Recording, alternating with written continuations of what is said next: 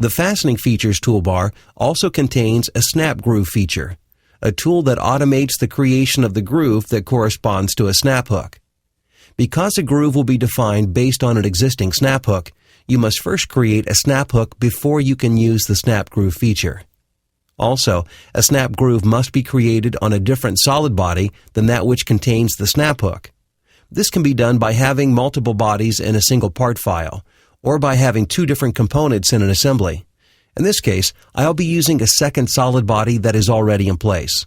It's currently hidden, so I'll show it from the Solid Bodies folder in the Property Manager. To make this easier to see, I've also made this body transparent. One more thing before we add the snap groove. The existing snap hook must intersect the corresponding body. In other words, if we were to run an interference detection analysis on these bodies, we would see that the snap hook is interfering with the upper body. The need for this interference will be clear once we see how the snap groove is created, so let's move along and create it. I'll click the snap groove icon to launch the Snap Groove Property Manager.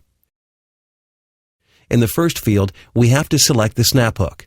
I'll select the hook we've already created from the Feature Manager.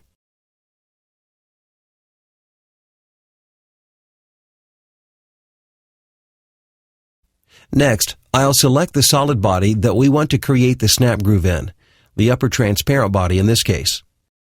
Finally, I can modify the parameters of the groove using these fields.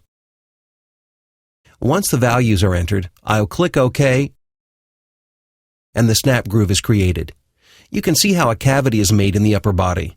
This is the reason there must be an interference between the snap hook and the corresponding solid body. It allows this cavity to be created based on the interference and, of course, the values you type in.